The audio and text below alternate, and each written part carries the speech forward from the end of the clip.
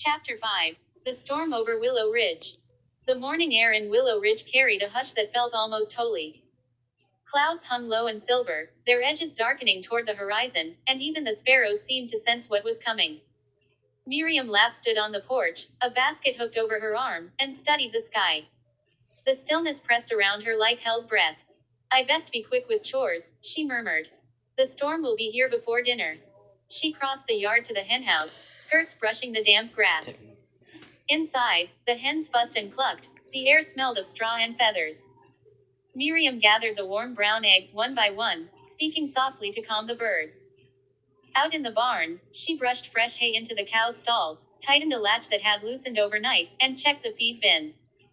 When she stepped back into the open air, the first wind gust tugged at her bonnet ribbons. Before the storm broke, she decided to deliver 2 jars of apple preserves to Mrs. Hirschberger down the lane.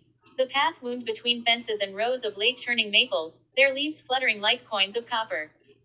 Along the way she met Deacon Reinhardt driving his wagon toward town. Best tie things down, Miss Lapp, he called. Storm clouds are rollin' fast from the west.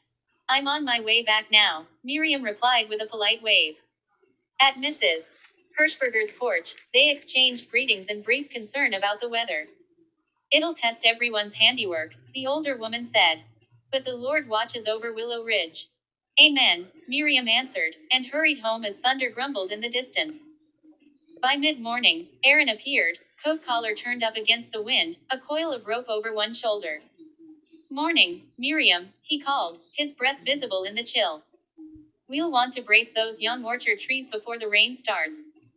Already thought the same, she said, retrieving twine and stakes from the shed. They worked in steady rhythm, Aaron driving stakes, Miriam knotting cords.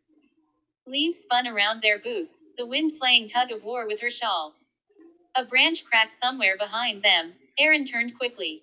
Nothing serious, he said, and together they dragged the fallen limb aside. You always seem calm in a storm, Miriam noted as they returned to their task. He smiled. No sense rushing the wind. You meet it with patience. Miriam tucked the words away like a proverb. At the Yoder farm, Hannah and Samuel organized neighbors to secure windows and move livestock to shelter. Little Eli dashed between them with twine and nails, eager to prove himself. Easy, Eli, Miriam cautioned when she joined them. The ground's slick. I'm being careful, he said solemnly, holding the small bucket of nails as though it were treasure. Hannah laughed softly. He takes after his father, wants every task done before the first raindrop. Together they checked doors, gathered tools, and stacked kindling near the hearth. The air thickened, and lightning flickered beyond the ridge. Rain came sudden and hard, drumming the roofs like 1,000 fingers. The sky darkened until noon looked like dusk. Inside the barn, Miriam helped Aaron guide the cows deeper into their stalls while wind rattled the siding. Stay calm, girls, she murmured, patting a heifer's neck. Thunder boomed, and the animal jerked. Aaron placed a steadying hand on its halter. Sing to them, he said quietly. It helps. So Miriam began a hymn, soft at first, then stronger. Her voice mingled with the storm's rhythm. Be still, my soul, the Lord is on thy side. Hannah and the children joined from the doorway, their harmonies gentle and sure. For a few minutes the music filled the barn, a light in the darkness.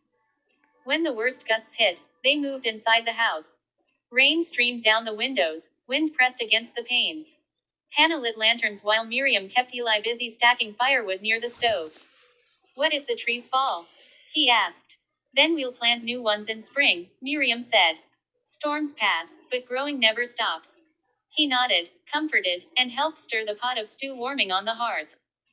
The simple rhythm of stirring, tasting, and adding herbs settled everyone's nerves. Outside, the storm roared, but inside, peace held. Toward mid-afternoon the thunder grew distant. The rain softened to a whisper, then to drops tapping from the eaves. Miriam stepped onto the porch.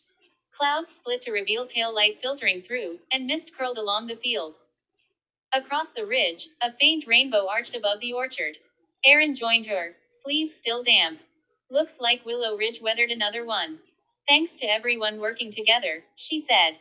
They walked the boundary fence, checking for damage. One post leaned crooked. Aaron lifted it while Miriam packed soil around its base. In another corner, they found a bird's nest blown down. Miriam gently set it on a sheltered beam inside the barn. By evening, neighbors moved through the lanes, calling greetings and sharing reports. No injuries, only scattered branches and a few toppled barrels. Samuel hitched his wagon to gather debris. Miriam and Hannah filled baskets with rolls and jars of stew to deliver to the elders who couldn't leave their homes. At each stop, gratitude met them. The Lord surely kept his hand over us, one old farmer said, his eyes misty.